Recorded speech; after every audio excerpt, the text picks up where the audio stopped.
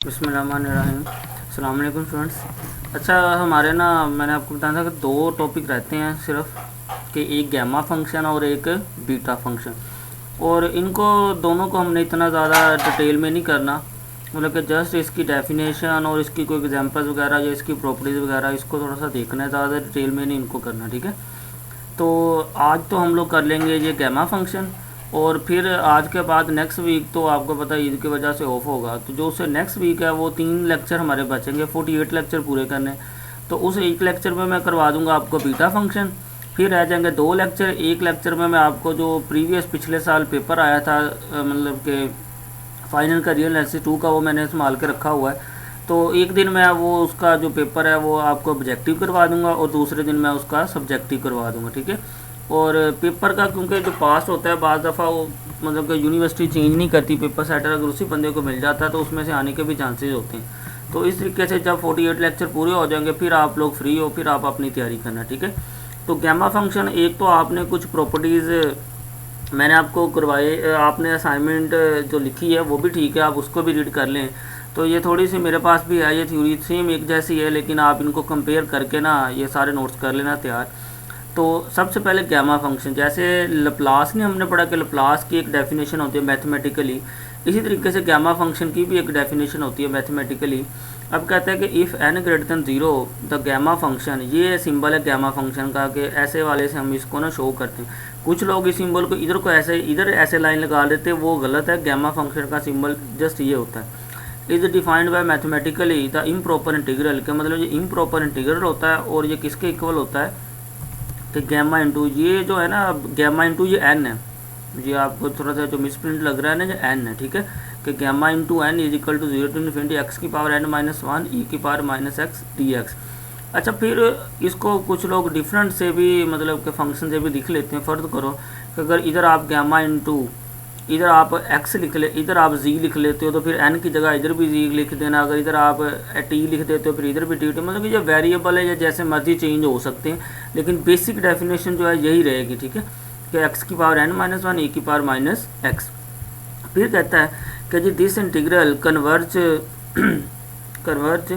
n greater than 0 it is sometimes called the second Eulerian integral, मतलब इसको हम लोग जो है ना, इस वाले इंटीग्रल को गैमा फंक्शन का जो है इसको हम लोग के सेकंड आइलेरियन इंटीग्रल भी हम लोग इसको बोल देते हैं, ठीक है जी। तो ये तो थी इसकी डेफिनेशन, जैसे लप्लास में आपने डेफिनेशन याद रखी थी, इसी तरीके से गैमा फंक्शन की ये डेफिनेशन याद रखनी। अच्छा, अब इसकी कुछ प्रॉपर्टीज़ हैं, प्रॉपर्टीज ऑफ गैमा फंक्शन। तो ये सबसे पहले एक छोटी सी एग्जांपल थी कि जी कि gamma into 1 is equal to 1, कि गैमा जो है गैमा इंटू 1 बराबर होता है 1 के, ये आपने प्रूव करना है। तो प्रूव करने के लिए आपने क्या करना था, जस्ट ये डेफिनेशन है, इधर था है आपका गैमा इंटू एन, तो अगर एन हम लोगों ने ये गैमा 1 इंटू 1 प्रूव करना है, इसका मतलब ये 1 इधर आ रहा है, इसका मतलब एन की जगह 1 है। तो आप क्या करो, इस पूरी डेफिनेशन में जिधर जिधर एन आ रहा है उसकी जगह 1 पुट कर दो। देखें तो वो ऊपर वाली डेफिनेशन थी, उसमें गैमा इंटू एन, एन की जगह 1 इधर लगाया, इधर भी एन की जगह 1 लगाया, तो देखिए 1 माइनस 1 हो गया 0, ई की पावर माइनस एक्स आ गया, एक्स की पावर 0 की तरह हो गया 1, ठीक है, तो बच गया ये। तो ई की पावर माइनस एक्स की इंटीग्रेशन करें तो ये चीज़ बच गई, इसको सोल्व करें तो 1 ओवर ई की पावर इन्फिनिटी, वो भी इन्फिनिटी होता है, तो 1 ओवर इन्फिनिटी 0 होगा, तो बच गया 1। तो ये हमने प्रूफ कर दिया कि जी गैमा इंटू 1 किसके बराबर है, 1 के इक्वल है, ठीक है जी। ये छोटी सी इसकी एग्जाम्पल थी। फिर नेक्स्ट है जी the most useful factorial property जो गैमा फंक्शन इज, एक ये प्रॉपर्टी है इसकी गैमा फंक्शन की, इसका प्रूव भी किया हुआ है कि gamma into n plus 1 equal होता है एन गैमा इंटू एन के। तो सबसे पहले इसको प्रूव करने के लिए क्या किया, देखें, क्योंकि हमने क्या करना प्रूव, हमने ये प्रूव करना है कि गैमा इंटू एन प्लस 1 किसके बराबर है, एन गैमा इंटू एन के। तो सबसे पहले ये डेफिनेशन लिख दी, डेफिनेशन लिखने के बाद चूँकि अब ये इम्प्रॉपर इंटीग्रल था, तो जैसे हम लोग इम्प्रॉपर को सोल्व करते हैं, इन्फिनिटी की जगह हम कोई ना कोई नंबर बी लगा लेते हैं, इधर लिमिट भी अप्लाई कर दी, ठीक हो गया जी। अब इसको कर लेना सोल्व। जब इसको सोल्व करना है, देखें, चूँकि हमें चाहिए गैमा इंटू एन प्लस 1, तो जब इधर एन प्लस 1 किया तो इधर एन की जगह भी एन प्लस 1 आ जाना। जब एन प्लस 1 करना है तो प्लस 1 माइनस 1 कट जाने, अकेला एन रह जाना। देखो ये साइड पे ना हिंट किया भी हुआ है, ये साइड पे इसको सोल्व भी किया हुआ कि जब गैमा इंटू एन प्लस 1 करना है, ये कट के ये कट जाएगा, ये चीज़ बच जाएगी। जब आप इसकी इंटीग्रेशन करोगे सारे की, इधर कि आप x की पावर एंड ई की पावर माइनस एक्स है, तो आप ये दो फंक्शन, जब इसकी आप इंटीग्रेशन करोगे तो इस पर लग जाएगा इंटीग्रेशन बाय पार्ट्स। तो इंटीग्रेशन में पार्ट्स आपको पता है, पहला फंक्शन वैसे दूसरे के इंटीग्रेशन माइनस इंटीग्रल, जिसकी इंटीग्रेशन किया उठा के इधर लिख दो, डेरिवेटिव तो पहले का लिख लो, ठीक है जी।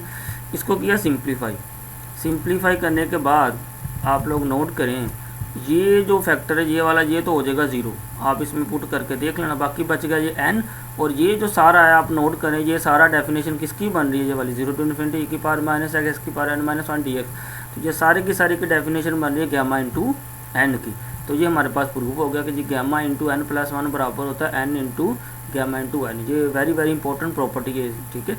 पता नहीं अब आपने असाइनमेंट में जो लिखी कि नहीं लिखी, लेकिन ये प्रॉपर्टी बहुत इंपॉर्टेंट है। अच्छा, अब दूसरी प्रॉपर्टी ये कि जी गैमा इंटू एन प्लस 1, बल्कि ये वही है पिछले वाली प्रॉपर्टी है, लेकिन इसमें एक इंक्रीमेंट ये की है कि गैमा इंटू एन प्लस 1 बराबर होता है एन गैमा इंटू एन के, और एन गैमा इंटू एन बराबर होता है एन फैक्टोरियल के भी। मतलब कि पहले हमने इसको इसके केवल प्रूव किया, अब ये प्रूव करना है कि ये वाली चीज़ बराबर होती है एन फैक्टोरियल के भी, ठीक है जी। तो इसको प्रूव करने के लिए क्या किया, देखें कि गैमा इंटू एन बराबर होता है n minus 1 gamma into n minus 1 factorial की डेफिनेशन के मुताबिक। ये भी एक प्रॉपर्टी है गैमा फंक्शन की, ठीक हो गया जी। n माइनस 1 किया तो ये बन गया, अब गैमा इंटू 1 करेंगे तो ये बन गया। जब इसको आप सो और इस पे अप्लाई करते जाएंगे डेफिनेशन, तो ये हमारे पास क्या रह जाएगा, n इंटू एन माइनस 1, ये n फैक्टोरियल हो जाएगा। ये भी एक प्रॉपर्टी है, ठीक है जी। अच्छा, फिर ये एक प्रूफ बहुत इंपॉर्टेंट है, इसका मैंने ना इधर हिंट दे दिया हुआ है, लेकिन ये प्रूफ नहीं इधर करवाया था, ये असाइनमेंट में आपने भी ये पता नहीं प्रूफ किया है असाइनमेंट के अंदर, तो ये प्रूफ बड़ा इंपॉर्टेंट है, इसको आपने अच्छे से कर लेना है कि गैमा इंटू 1/2 बराबर होता है पाई अंडर रूट के। इसका मैंने हिंट दिया था कि अगर आप x की पावर n को y के इक्वल लेट कर लो और n इज इक्वल टू 1 और 2 कर लो तो इसका प्रूफ हो जाता है। एक जो आपने असाइनमेंट में किया वो भी ठीक है। फिर एक क्वेश्चन था, ये क्वेश्चन मैंने दिया था पेपर में भी, ये क्वेश्चन आ जाता है, कोई भी पूछ सकता है। फर्ज करो आपसे पूछ रहे हैं कि गैमा 7/2 फाइंड करें, तो गैमा 7/2 फाइंड करना तो आप इस पर ये प्रॉपर्टी लगा दो, ये वाली कि जी गैमा इंटू एन बराबर होता है n minus 1 gamma into n minus 1। इस पर ये प्रॉपर्टी लगाई, क्योंकि ये हमें पता है हमने इधर तक सोल्व करना है इसको, जब तक गैमा 1/2 नहीं बन जाता। क्यों? क्योंकि गैमा 1/2 होता है पाई अंडर रूट के इक्वल है।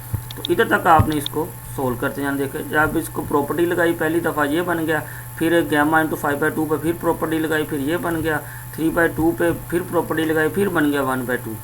तो जब 1/2 बन गया इसको आपने इधर क्लोज कर। इसी तरीके से फिर नेक्स्ट क्वेश्चन था कि जी गैमा 23/2 इसको सोल्व करना है। आपने इस पर वही प्रॉपर्टी लगाई जानी है कि जी गैमा इंटू एन बराबर होता है n माइनस 1 इंटू गैमा। तब तक सोल्व करी जाना है जब तक आपके पास गैमा 1/2 नहीं बन जाता।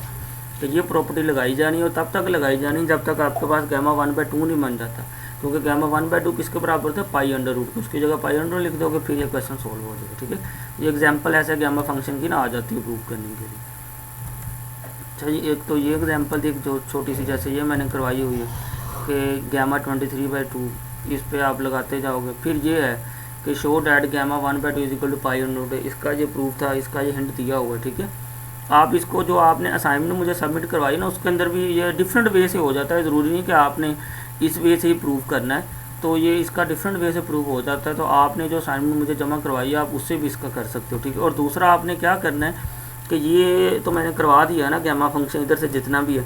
बाकी जो आपने मुझे असाइनमेंट जमा करवाई है ना, तो असाइनमेंट में भी जो आपने गैमा फंक्शन लिखा था आपने उसकी भी प्रॉपर्टीज़ को, उसकी डेफिनेशन को, उसको भी देख लेना। ठीक है, वो भी सीधी सीधी सी प्रॉपर्टीज़ है, डेफिनेशन है, तो आपने उनको भी ना अच्छे से देख लेना। ठीक है, तो कि ये मतलब कि ज़्यादा डिटेल में नहीं करना। बस गैमा फंक्शन की जो प्रॉपर्टी ज़्यादा लेंथी है ना उसको करने की ज़रूरत नहीं है। जो इसकी छोटी छोटी प्रॉपर्टी गैमा फंक्शन की है, छोटे छोटे प्रूव हैं वो करनी, इसकी ये छोटी छोटी जो एग्जाम्पल हैं ये कर लें, बस इतना ही बहुत है। बस ये हमारा टॉपिक क्लियर हो जाएगा। ठीक है, तो कल को हम ना मैं नेक्स्ट टाइम आप बीटा फंक्शन करवा के, तो बीटा फंक्शन के बाद फिर आपको मैंने कहा कि हम लोग पेपर डिस्कस कर लेंगे।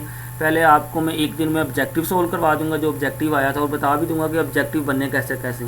फिर जो उससे नेक्स्ट डे वो सब्जेक्टिव सोल्व करवा दूंगा। ठीक है, तो तब तक हमारे 48 लेक्चर भी हो जाएंगे। तो फिर उसके बाद आप लोग फ्री हो, आप अपनी तैयारी करना। ठीक है, पेपर फ़िलहाल एक्सपेक्टेड है 1 सितंबर से, तो फिर जो भी डिसीजन होता है तो वो उसके अकॉर्डिंग देखा जाएगा। लेकिन आपका सिलेबस ख़त्म है, आप फ्री होंगे तो आप अपनी रिवीजन स्टार्ट कर देना, आप अपनी तैयारी करना। ठीक है, ओके जी, अल्लाह हाफ़िज़।